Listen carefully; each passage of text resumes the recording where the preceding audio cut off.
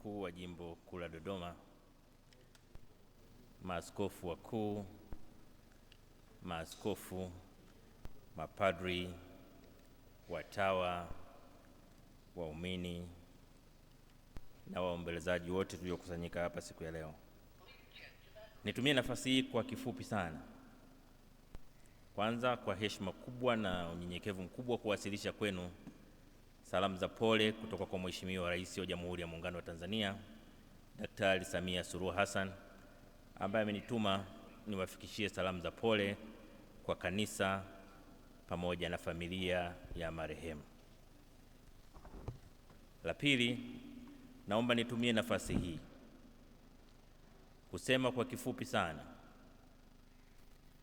mchango mkubwa wa marehemu Baba Askofu Bernard Mfumbusa kwa nchi yetu.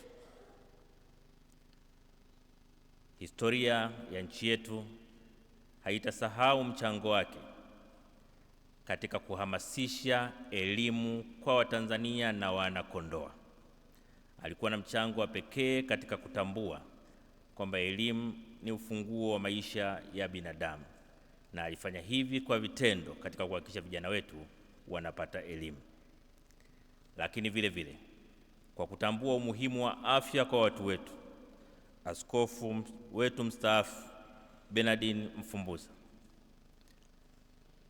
sio askofu mstaafu, samahani, askofu wetu marehemu, alifanya kazi kubwa sana ya kuhamasisha na kusimamia ujenzi na uendelezaji wa huduma za afya katika jamii ya Kondoa na katika nchi yetu. Lakini vile vile, akiwa mbobezi wa taaluma ya elimu ya mawasiliano na habari, amekuwa mwalimu, mwelekezaji kwa watu wengi katika nchi yetu, wakiwemo baadhi ya watumishi wenye nyadhifa za juu katika serikali. Hakuna mtu ambaye amepata kuwa mwanafunzi wake ambaye hatamkumbuka kwa weledi wake na uwezo wake mkubwa, lakini hamu yake kubwa ya kusambaza elimu alionayo kwa wengine. Lakini kubwa kuliko yote,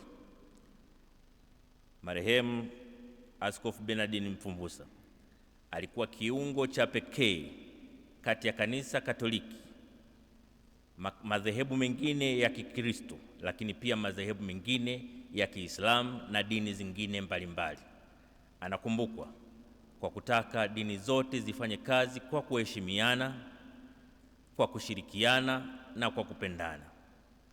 Kwa kifupi, Askofu Bernard Mfumbusa atakumbukwa kwa kutimiza wajibu wake kwa binadamu, kwa kutambua tunayo maisha tunayoishi leo, lakini vile vile kutimiza wajibu wake kwa Mungu kwa kutuongoza katika njia ya kutuelekeza katika uzima wa milele. Tunaomba Mwenyezi Mungu aipokee roho yake mahali pema peponi. Tunamwomba Mwenyezi Mungu awape roho ya uvumilivu na kukubali familia yake, lakini pia aifanye familia yake ijue kwamba sisi wa Tanzania tunayo shukrani ya pekee kwao kwa malezi waliompa Baba Bernard Mfumbusa, lakini vile vile walivyoweza kumtoa sadaka kwa ajili ya nchi yetu. Na washukuru sana viongozi wa kanisa kwa malezi makubwa ambayo mlimpa Baba Bernard Mfumbusa ya kumfanya awe mtume, si kwa kanisa peke yake, lakini pia kwa nchi yetu. Tunaomba Mwenyezi Mungu aiweke roho yake mahali pema peponi. Asanteni sana kwa kunisikiliza.